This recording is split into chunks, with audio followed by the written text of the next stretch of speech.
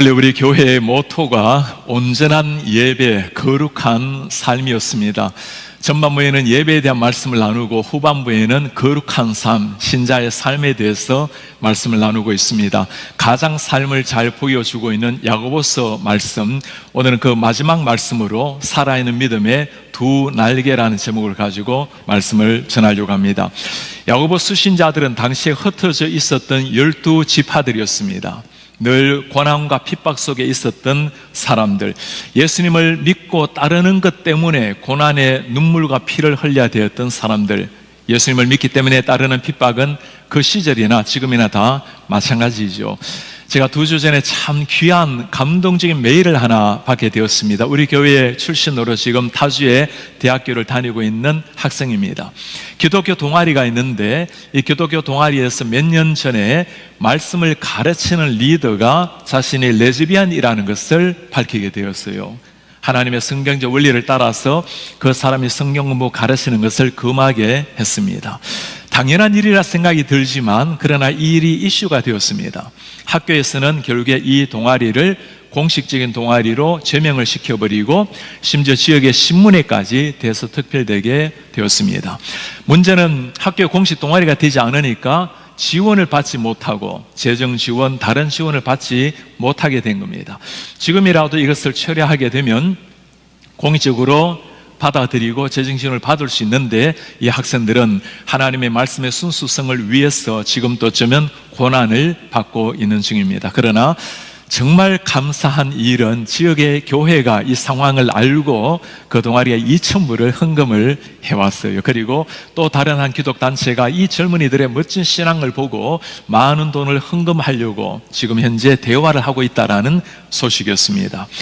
오늘 대학가에서 일어나고 있는 이런 청년들의 소식을 들으면 모두가 다 복음에서 벗어나오고 참 하나님을 등지고 있는 이런 시대에 하나님의 말씀을 위해서 멋지게 살아가는 시대의 젊은이들의 소식을 들으면 하나님이 얼마나 기뻐하실까, 우리 가슴에도 참 심장이 뛰는 즐거운 이런 소식입니다. 신앙생활을 하면서 예수님도 따라가지만 하나님도 따라가면서 어느 정도 세상을 추구하면 고난이라는 것이 필요가 없습니다. 오히려 고난을 피하게 되죠. 그러나 정말 신자로서 살아가려고 할 때, 말씀의 원리를 따라 살아가려고 하면 필연적으로 다가오는 것이 고난의 문제입니다. 야고보 시대는 훨씬 더 더했다는 것을 우리가 잘 압니다. 1세기 때 예수님을 믿는다는 것 자체가 핍박과 동일시 되었던 시대, 심지어 예수 믿는 것 때문에 사형에 당해야 되는 숭배의 제물로 죽었던 사람이 얼마나 많은 시대입니까? 야고보 시대 때 가장 큰 문제였다면 이렇게 다가오는 시험, 고난, 끝없는 아픔, 그 앞에서 과연 우리 신자가 어떻게 살아내어야 할 것인가? 예수님 돌아가시고 난 다음에 바울도 고난을 받고 주님의 많은 제자들, 예수를 따라다녔던 많은 사람에게 끊임없이 다가왔던 그 고난을, 핍박을 어떻게 우리가 이겨낼 것인가? 오늘 야고보는 신자의 삶을 다 말씀하고 난 다음에 마지막으로 우리에게 전해주는 말씀입니다. 이런 고난과 핍박 앞에서도 정말 하나님을 믿는 사람이라면 이 두 가지를 꼭 기억하십시오. 이 두 가지. 첫 번째는 인내하며 견뎌낼 것, 그리고 기도하며 하나님 앞에 나아갈 것. 먼저 첫 번째, 인내하면서 견뎌내라는 하나님의 말씀입니다. 인내하라는 말씀은 1장부터 해서 계속적으로 반복되는 말씀입니다. 그만큼 신앙인에게는 인내하는 것이 필요하다는 말씀이죠. 오늘 야고보는 인내를 이야기하기 위해서 3가지의 스토리를 들려줍니다. 하나는 농부가 농사를 지을 때 인내하는 것을 잘 보라. 두 번째는 인내하는 과정에서 불평원명하지 마라. 세 번째는 인내의 가장 대명사가 되는 욥의 인내를 잘 기억하고 배워라. 먼저 농부의 인내에 대해서 하는 말씀입니다. 그러므로 형제들아, 주께서 강림하시기까지 길이 참으라. 농부가 땅에서 나는 귀한 열매를 바라고 길이 참아 이른 비 늦은 비 기다리나니 너희도 길이 참고 마음을 굳건하게 하라. 주의 강림이 가까우니라. 농부의 인내처럼 길이 참으라는 말을 3번이나 반복해서 강조를 하고 있습니다. 농부의 삶은 봄, 여름, 가을, 겨울 없이 계속 분주하게 마련이죠. 우리가 먹는 밥은 30분이면 전기밥솥에서 만들어냅니다. 그러나 쌀 한 톨을 만들어내기 위해서는 참 많은 인내가 필요합니다. 제가 시골에서 벼농사를 해보았기 때문에 이 벼농사 쌀 한 톨이 나오기까지 과정을 잘 알고 있습니다. 봄이 시작되면 벽실을 통에 담궈둡니다. 그럼 거기에서 싹이 조금씩 나와요. 그걸 가지고 논을 평평하게 고르고 거기에 뿌리고는 비닐하우스를 덮습니다. 그 안에서 벼씨가 자라나고 어느 정도 벼 모종이 되게 되면 비닐하우스를 걷어내고 그 벼를 하나씩 뽑아서 묶습니다. 그리고는 벼를 심을 논으로 리어카에 실어서 아버지 것이고 저는 밀고 그렇게 논마다 벼를 이동을 시켜요. 그리고 논을 물을 대고 또 갈고 깨끗하게 평평하게 만들어서 모를 심는데, 이게 못 심는 게 못 심어보지 않은 사람은 10분도 못 심어요. 허리가 아파가지고 견디기가 어렵습니다. 그렇게 심은 모를 여름에 물이 되도록 때로 가뭄이 되면 또 땅에서 물을 퍼서 물을 대야 되고, 제일 제가 지으면서 농사하면서 가슴 아팠던 일은 태풍입니다. 이 남부에 태풍이 심하다 보니까 태풍이 한번 오면 벼들이 다 넘어져요. 쓰러진 벼들 그냥 두면 물에 적셔지면 쭉쭉이가 됩니다. 그 벼를 이렇게 세워야 되는데 이 서너 포기를 함께 묶어서 이렇게 세워요.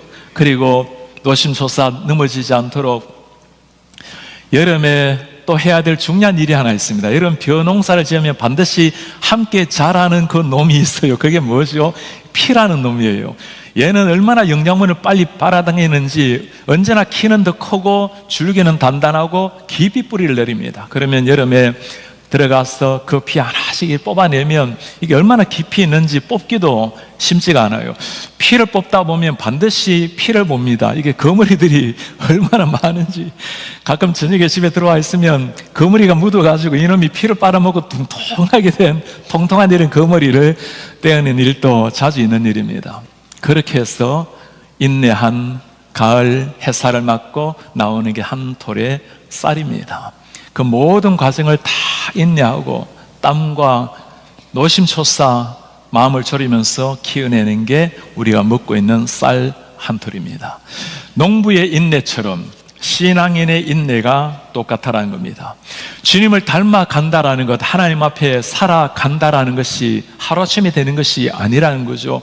예수님을 믿는다고 모든 고난이 사라지는 것도 아닙니다. 하루아침에 주님의 마음을 품는 것도 아닙니다. 지난주에 사역 훈련을 할 때 우리 한 집사님이 그렇게 말씀을 해요. 목사님, 저는 왜 이렇게 훈련을 받아도 예수님을 점점 배워가는데도 변화되지가 않습니까? 더 큰 문제는 앞으로도 안 될 것 같아요. 그게 당연한 얘기입니다. 하나님을 믿는다고 하루아침에 바뀌는 것도 아니고 목사가 된다고 심정이 하루아침에 바뀌는 것도 아닌 거죠. 많은 인내가 필요하고 주님을 닮아가는 데는 과정이 필요한 겁니다. 우리 예수님이 어떤 삶이었나요? 주님의 제자들, 그 주님이 우리를 부르셨다면 한 번에 그대로 바뀌어져야 될 삶인데 그러지가 않습니다.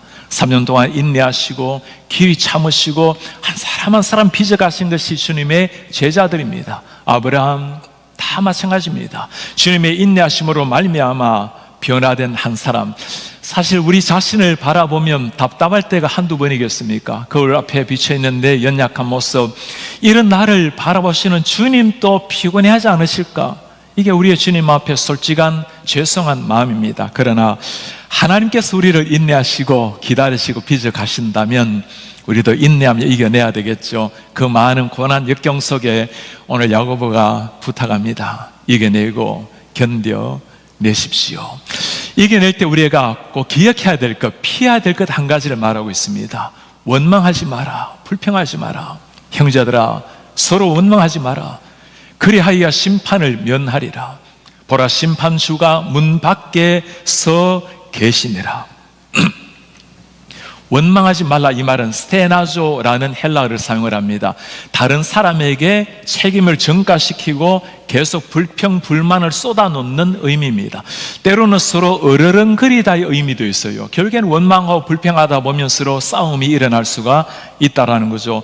참 실감나는 표현 아니겠습니까? 우리가 이겨나가다 보면, 견뎌내다 보면 때로는 참지를 못하고 본인의 마음이 분출될 때가 있고, 때로는 이 환경 때문에, 사람 때문에 원망 또 시기, 불평이 일어날 때가 왜 없겠습니까?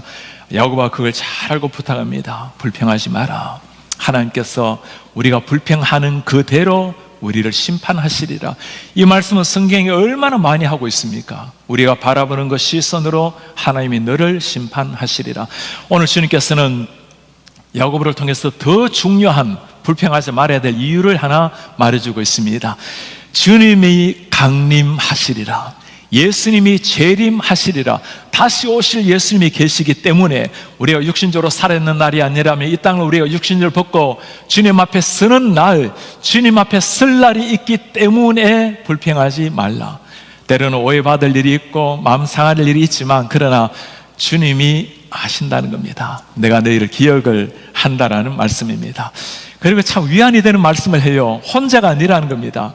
선지자들을 보라고, 그 많은 선지자들이 모든 고난을 다 이겨내었노라고. 여러분 그러지 않습니까? 왜 우리가 눈물의 선지자 예레미야로 부릅니까? 그 패역한 백성들, 아무리 말해도 듣지 않은 이 백성들을 향해서 눈물로 생명을 바쳐 복음을 전했던 예레미야, 에스겔, 이사야를 잘 기억합니다. 하나님의 사명을 위해서 심지어 창녀 같았던 여인을 안으로 데려오라고 했던 그 아픔을 느끼며 살았던 호세아, 그 선지자들의 고난, 참음을 기억하라. 그리고 우리가 고난의 끝판왕이라고 할 수 있는 한 사람, 욥의 고난을 기억하라고 말씀합니다. 11절에 하시는 말씀이죠. 보라, 인내하는 자를 우리가 복되다 하나니 너희가 욥의 인내를 들었고 주께서 주신 결말을 보았거니와 주는 가장 자비하시고 긍휼히 여기시는 이시니라. 오늘 욥의 고난을 보고 이해하기 어려운 말 한마디 하십니다. 가장 자비하신 하나님, 긍휼히 여기시는 하나님. 여러분, 욥의 고난을 우리가 다 잘 알고 있지 않습니까?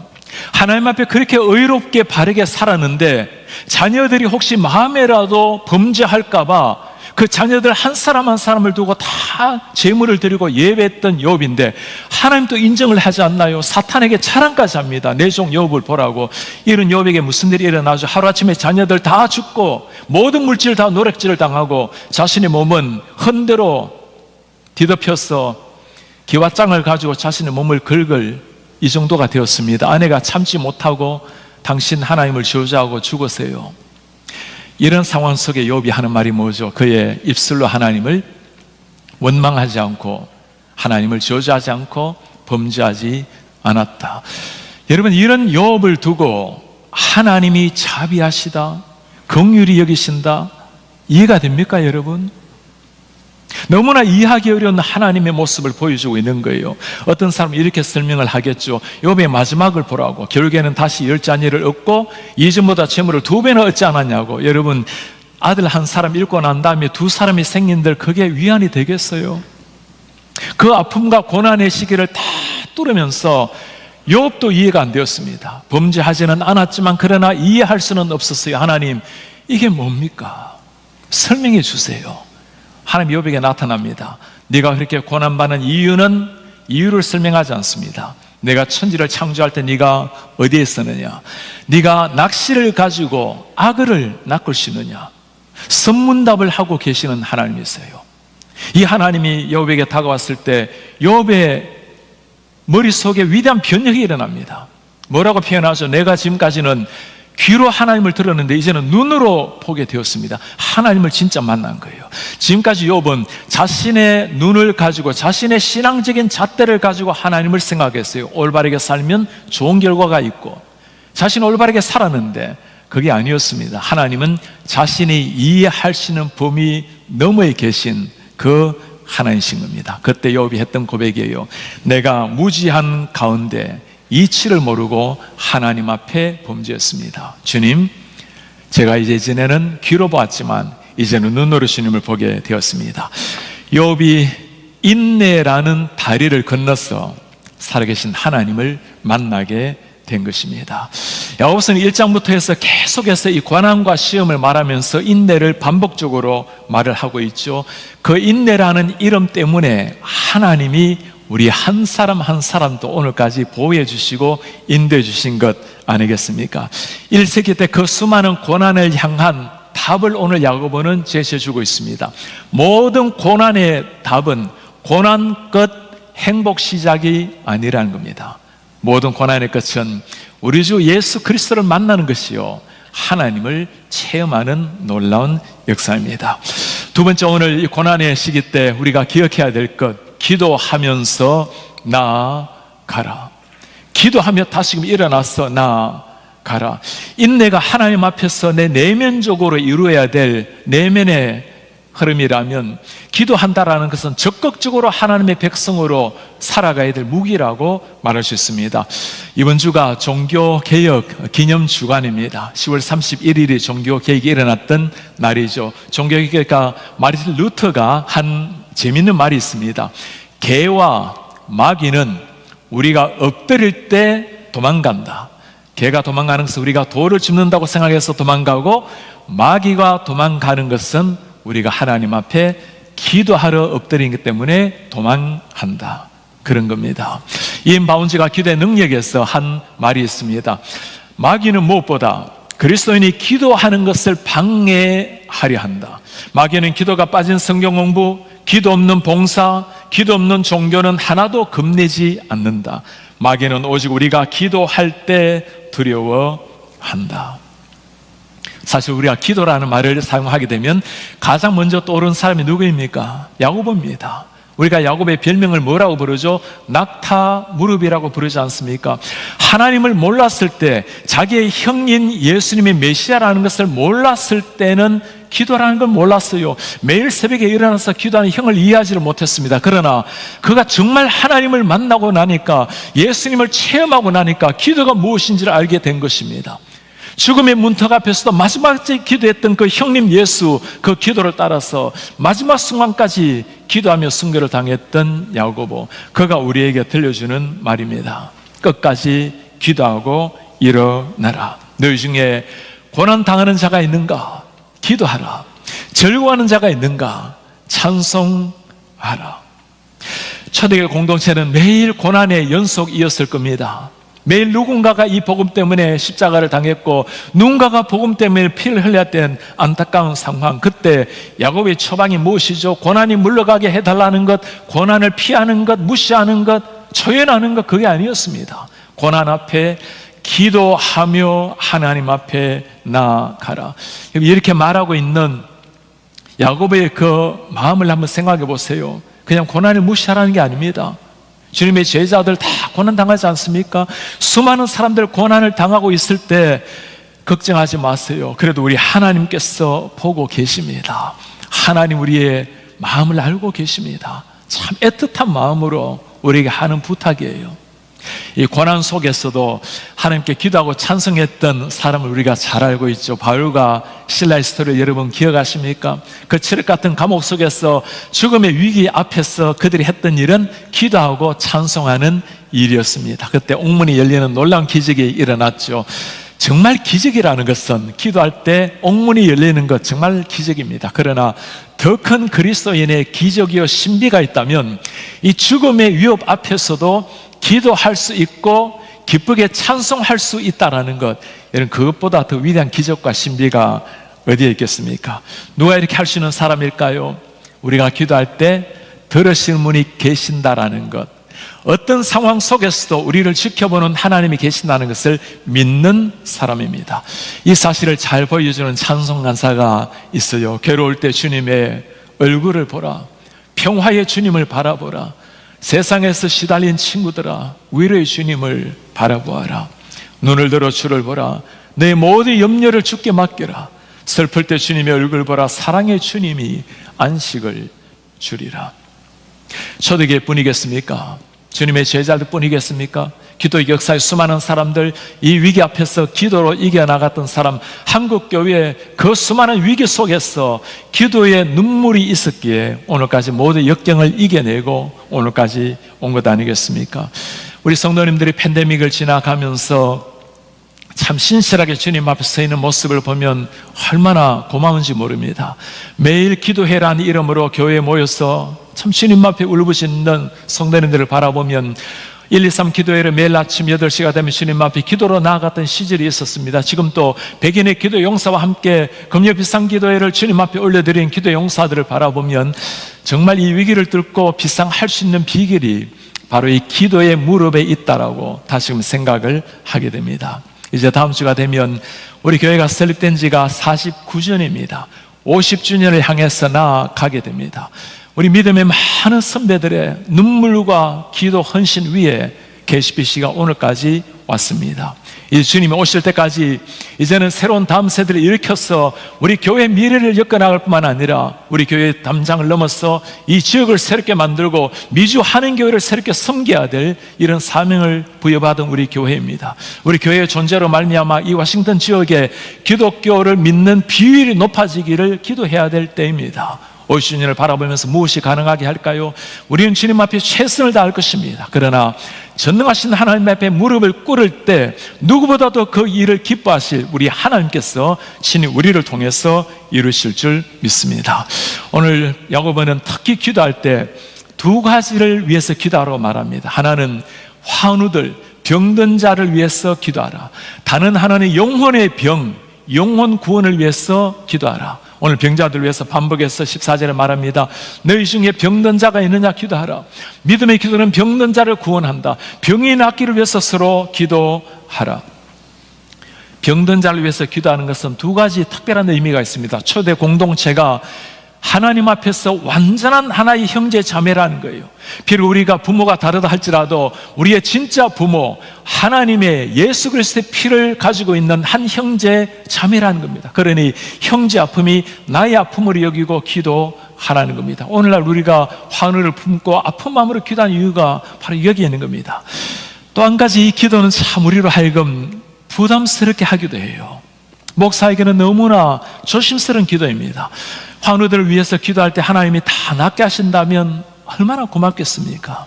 그러나 기도해도 때로는 회복되지 않는, 풀리지 않은 그런 상황을 보면 기도할 때 얼마나 주저될 때가 많지 않습니까? 그런데도 왜 이렇게 반복해서 기도하라고 말할까요? 반드시 하나님이 듣고 계신다라는 것, 하나님 우리를 사랑하셔서 긍휼 베푸시기를 원하시는 주님이라는 것, 주님께서는 누구든지 건강한 모습으로 하나님 앞에 서기를 바란다는 것. 그래서 우리가 환우들을 위해서 기도할 때 내일 주님이 데려가신다 하더라도 우리는 최선을 다해서 기도를 하는 겁니다. 그리고 오늘 주님께서 또 한 가지 특별한 더 중요한 기도를 부탁을 하고 있어요. 육신의 병 낫기를 위해서 기도할 뿐만 아니라 영혼의 질병을 위해서 기도하라. 특별히 당시 때 이단에 빠져 있었던 사람들, 미혹된 사람들이 영혼이 구원될 수 있도록 기도하라. 이 기도 때문에 일어난 역사가 뭐죠? 참음으로 이런 역사가 뭐죠? 결국에는 로마가 바뀌는 위대한 역사를 바라보게 된 것입니다. 특별히 영혼 구원을 위해서 기도할 때 얼마나 우리에게 인내가 필요합니까? 한 사람의 영혼을 위해서 주님 앞에 변화시키는 일은 한 영혼을 탄생시키는 해산의 수고에 주님이 비유를 하고 있지 않습니까? 이런 기도를 생각하면 그런 생각이 들어요. 이 정도 기도할 수 있는 사람은 대단한 사람이 아닐까? 특별한 기도의 은사를 받은 사람이 아닐까? 오늘 주님께서는 아주 특별한 기도의 용사한 사람을 소개를 하고 있습니다. 엘리야입니다. 17절 보시겠습니까? 엘리야는 우리와 성정이 같은 사람이로되 그가 비가 오지 않기를 간절히 기도한 적 3년 6개월 동안 땅에 비가 오지 아니하였고 다시 기도하니 하늘이 비를 주고 땅에 열매를 맺었느니라. 우리는 이런 엘리야를 바라보면 성정이 같은 사람이라는 게 이해가 되지 않습니다. 여러분, 엘리야가 한 일이 뭐죠? 그 우상을 섬겼던 아합 왕 앞에 가서 담대하게 하나님의 이름으로 말하노니 내 말이 없으면 3년 동안 비도 있을 수 없다. 바알을 섬겼던 우상을 섬겼던 그 왕 앞에서 하나님의 이름으로 복음을 전하는 것, 죽음을 각오해야 될 일 아니겠습니까? 바알 선지자들 450명 다 모아라고 말합니다. 갈멜산에서 하늘에서 불이 떨어지는 사람이 진짜 신이라 하자. 바알은 불의 신으로 알려진 사람입니다. 당연히 바알 전공이 불인데 정말 불 내린 신이라고 하자. 하나님께서는 그 기도를 들으시고 불을 내려주셨어요. 단숨에 바알 선지자 450명을 다 처단시켰습니다. 마른 하늘을 향해서 엘리야가 두 팔을 들고 기도하고 그 얼굴을 땅에 묻고 기도했을 때 먹구름이 일기 시작하고 비가 내리기 시작을 합니다. 거기에서 그치는 게 아니죠. 죽은 아이를 위해서 간절히 기도했을 때 아이가 살아난 역사, 정말 기적이라면 이런 게 기적 아니겠어요? 그 왕 앞에 가서 담대하게 예수 이름으로 증거했던 엘리야, 하늘에서 비도 내리고 불도 내렸던 엘리야, 죽은 자도 살려냈던 엘리야. 그런데 그 엘리야를 보고 하는 말입니다. 그는 우리와 성정이 같은 사람이었다. 무슨 말을 하려고 하는 걸까요?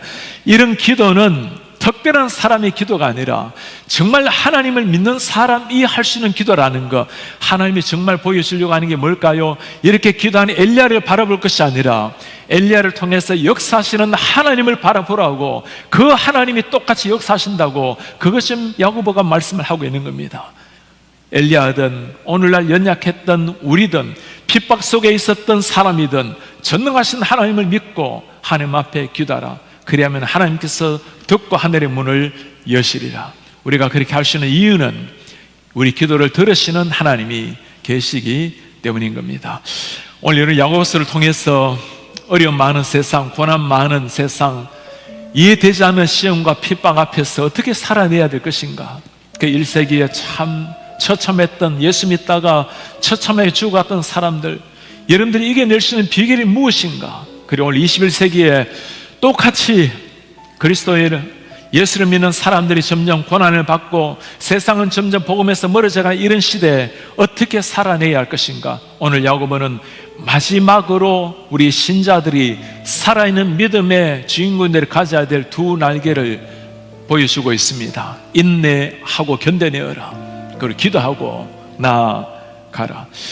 이렇게 말하고 있는 야고보의 얼굴을 한번 가만히 묵상해 보세요. 책상에서 쓰는 편지가 아닙니다. 누구보다도 자신이 위협의 길을 걷고 있었던, 나중에는 목베임을 당해 죽었던 그 야고보가 고난 속에서 우리에게 들려주는 그 메시지입니다. 견뎌내십시오. 이겨내시고 기도하십시오. 야고보의 그 애틋한 눈빛 속에 우리가 발견할 수 있는 것은 우리에게 들려주시는 예수님의 얼굴입니다. 모든 고난과 핍박 속에서 우리 주님 끝까지 인내하시고 죽음의 십자가까지 인내하시고 죽음의 십자가 앞에서도 십자가 위에서도 기도하신 그 주님, 그 주님이 친히 우리에게 들려주시는 말씀이에요. 인내하라. 내가 오는 날이 있다. 주께서 가까이 오신다. 그를 기도하라. 하늘에서 들으시는 분이 계신다. 이제 야고보 말씀을 다 마치면서 우리도 주님 앞에 그렇게 기도했으면 좋겠어요. 주님, 우리가 하나님 앞에서 하나님 우리에게 맡겨주신 삶, 거룩한 온전한 예배자로 서기 위해서 예배당 안에서의 예배가 아니라 예배당 문을 나서면서 거룩한 삶으로 살아있는 믿음으로 세상 앞에 살아내기를 바랍니다. 1세기의 많은 신자들이 그렇게 견뎌내고 기도하고 살아내었던 것처럼 우리가 역사의 어둠을 뚫고 이 시대 가운데 하나님의 사람으로 살아내기를 바랍니다. 그 1세기에 이 인내와 기도로 말미암아 게르 로마가 바뀌게 되었어요. 세계가 예수의 복음으로 말미암아 영적인 지각변동이 일어나기 시작한 겁니다. 주님, 21세기에 주님을 멀리하고 있는 이 시대 가운데 우리가 인내하고 기도하고 나아감으로 우리로 말미암아, 우리 교회로 말미암아 이 지역의 수많은 한국의 수많은 하나님의 사람들로 말미암아 주님 이 시대 가운데 하나님의 그 역사, 영적인 지각변동을 일으킬 수 있도록 은혜 도와여 주십시오. 그래서 우리를 지켜보는 많은 사람들은 우리를 통해서 하나님이 누구신지 바라보게 하시고, 우리를 지켜보시는 우리 하나님께서는 너무나 흐뭇해하시는, 자랑스러워하시는 이런 하나님의 제자로 살게 하옵소서.